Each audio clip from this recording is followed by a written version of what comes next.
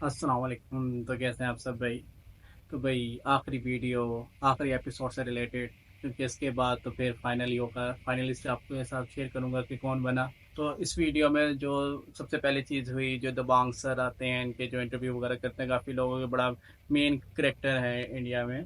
तो वो आए, उन्होंने इंटरव्यू वगैरह करने थे एक एक करके सबसे, क्योंकि इस पूरे वीक में इंटरव्यू ही चलते रहे सब लोगों के। कभी प्रेशर बुला के, कभी घर वालों को बुला के, कभी किसी को बुला के। तो ये फाइनल एक तरह का मतलब कि जिस इंटरव्यू ने इन लोगों को प्रिपेयर करना था बाहर के सवालों से रिलेटेड, लेकिन कुछ इसमें मुझे अजीब चीज़ें भी लगी हैं, वो डिस्कस करूंगा इस वीडियो में। सबसे पहले वो बुलाता है अंकिता को। अंकिता को बुलाता है, उससे सारे सवालात, वो घर से रिलेटेड जो चीज़ें हुई हैं, घर में आगे जो चीज़ें हुई हैं, वो सारे सवालात करता है। और विक्की जैन का वही जो नेगेटिव पॉइंट शो हो गया, बस उसी से रिलेटेड बातें की हैं। उसमें भी एक तरह का ना ऐसा लगा जैसे कि ना आप विक्की जैन और विक्की जैन की फैमिली को ही टारगेट कर रहे हो। सबसे पहली चीज़ ये हुई। तो उसमें एक और ये चीज़ होनी थी कि इन्होंने एक एक बंदा किसी के भी लिहाज से ना बुलाया था कि फीडबैक देने के लिहाज से कि बाहर क्या दिख रहा है, तो आप परेशान ना हो, या आप जिस तरीके से भी चलना है, मतलब 2 दिन रह गए गुजारने के लिहाज से। तो उसमें उसकी दोस्त आई बचपन की, 15-20 साल की जो पुरानी दोस्त होगी, वो आई, उसने फीडबैक दिया है कि कोई बात नहीं, होता है, चलता है, मैं तुम्हें जानती हूँ, कोई टेंशन लेने की जरूरत नहीं है, मुझे पता है तुम संभाल लोगी। इस तरीके से करके अंकिता चली जाती है। फिर आती है मनारा। मनारा से रिलेटेड वही सारे सवाल, आपके इमोशन सारे हैं, क्यों हैं, आपके दोस्त वगैरह ने आपको किया, लेकिन आपको एक अलग ही चेहरा नज़र आता है जब क्या नाम है, आपको कोई नॉमिनेट करता है या कैप्टनसी टास्क से निकाल देता है, तो आपको एक अलग ही चेहरा देखने को मिलता है। तो उसके फीडबैक के लिहाज से आती है पूजा भट्ट। वो कहती है कि कोई मसला नहीं, कोई क्या बात करे, आप पीछे होने की कोई ज़रूरत नहीं है, दोस्त हो मानो, जो भी है फीलिंग है मानो, हाँ कोई मसला नहीं, कि लोगों ने हमेशा बोलते रहना है। तो पूजा भट्ट आके उसने ये वाली बात की फीडबैक के लिहाज से। तो उसके बाद आया मुनव्वर।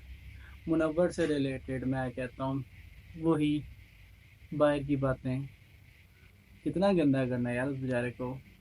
इवन वो एक्सेप्ट भी कर चुके हैं नेशनल टीवी पे सारी चीज़, उसके बावजूद कि मतलब जो आप सवाल पूछना चाह रहे हो या जो जवाब आप लेना चाह रहे हो, वो जवाब अगर वो नहीं देना चाह रहा तो ज़रूरी है उसको वही पिंच किया जाना है। और बाहर की चीज़ें, घर से रिलेटेड चीज़ें नहीं, बाहर वाली चीज़ें ज़्यादा पूछी जा रही हैं। ये जो बाहर चीज़ें हुई हैं, ये बाहर चीज़ों के लिहाज से, तो ये इमेज ना ख़राब जा रहा है, बहुत ख़राब जा रहा है। इवन उसके बच्चे से रिलेटेड, 5 साल के बच्चे से रिलेटेड, आप उसको क्या नाम है शक्ल दिखाएंगे, कैसे फेस करेंगे, आप यूँ फेस करेंगे, आप उसको ये बताएंगे कि ये चीज़ ठीक थी या यूँ थी, वो भी कह रहे। तो इवन एक जगह पे वो स्माइल देके जवाब देता है। एक बंदे की पर्सनैलिटी होती है कि एक बाद लोग सीरियस शक्ल बना के जवाब देते हैं, और बाद लोग शक्ल बना के देते हैं स्माइलिंग फेस के लिए आते हैं। तो वो कहते हैं मेरा स्माइलिंग फेस है, लेकिन मैं कोशिश करूँगा कि ना दूँ।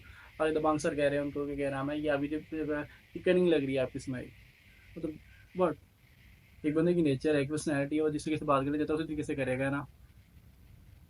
तो उससे रिलेटेड इस तरह के बड़े अजीबो गरीब से सवाल किया, तो उसको जो फीडबैक देने के लिए आया था वो करण कुंद्रा था। उसने आगे सीधी एक बात बोली कि मतलब होगी गलती, माफ़ी मांग ली, ओके, क्लोजर दो, आगे बढ़ो, फ्यूचर की तरफ देखो, कैरियर की तरफ देखो अपने, कोई नहीं, सबसे होती हैं, इंसान हो, कोई बात नहीं, अपना फ्यूचर देखो, फ्यूचर के लिहाज से चलो, बहुत अच्छी बात है।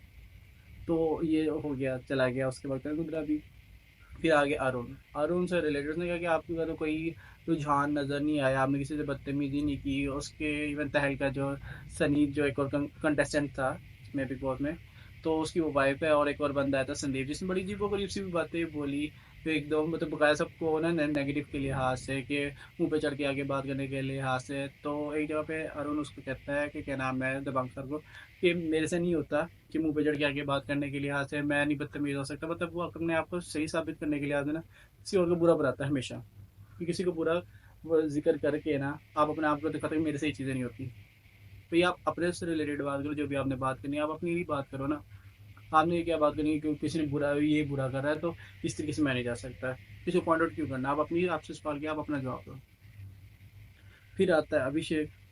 अभिषेक का मैं कहता हूँ उससे भी वही सारी बात, उससे अगर एक गलती होगी, आप अगर एक स्टेप उससे हुआ था किस जगह पे, ट्रेन हुए नाइट थी वहाँ पे, उससे कोई बात हुई होगी या थप्पड़ मार दिया होगा उसने अपनी गर्लफ्रेंड को, और वही एक दफ़ा का इंसिडेंट होगा, तो उसको इतना पोर्ट्रे कर दिया गया है इसमें आगे, जबकि वो बाहर की बात है।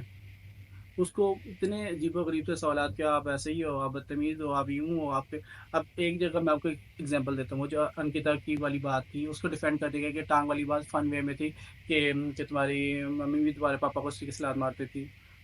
तो उसमें लड़के का इमेज वहाँ पे वो भी खराब कर दिया और अंकिता को डिफेंड कर दिया, जबकि अंकिता ने लात मारी थी, नेशनल टीवी पे, बिग बॉस के हाउस के अंदर ही, ठीक है? वो फन है। या ये जो भी मामला था वो मियाँ-बीवी का आपस का मामला था। लेकिन जो ये अभिषेक वाला मामला था वो जबकि बॉयफ्रेंड गर्लफ्रेंड ही थे तब ना, और जो भी मामला हुआ था बाहर हुआ था। वो एक्सक्यूज़ भी कर चुका हुआ है। तो उसको लाने की बार-बार क्या ज़रूरत है? एक ही पॉइंट को लाने की क्या ज़रूरत है? उसी पे पूरी गेम अभी तक चल रही है, उसी पॉइंट के लिहाज़ से चल रही है गेम। बात से भी होती है, गलती हो जाती है, बड़ी आराम से हो जाती है, गलत चीज़ है ये चीज़, नो डाउट बहुत गलत चीज़ है, इसको मैं कभी भी एप्रिशिएट नहीं करूँगा। लेकिन उस चीज़ को आप बार-बार क्यों अपना बार-बार मुद्दा बनाया जा रहा है, बार-बार मुद्दा बनाया जा रहा है उसको ज़लील करने के लिहाज़ से। इसी वजह से फिर बाद में आता है अभिषेक को भी फीडबैक देने के लिहाज़ से, तो वो भी उसी चीज़ों को समझाता है कि कोई बात नहीं, ये चीज़ें अब होगी है तो होगी, अब इस चीज़ों को हम ज़्यादा खींच तो नहीं सकते ना। तो चलो अब हो गया जो भी हो गया, जो बिग बॉस में होना था वो इधर हो गया, और बाहर निकलो, अब बकाया की चीज़ों के लिहाज़ से देखो, आगे दुनिया बहुत बड़ी है। इंशाल्लाह आपसे मिलते हैं अगले व्लॉग में, तब तक के लिए अल्लाह हाफ़िज़।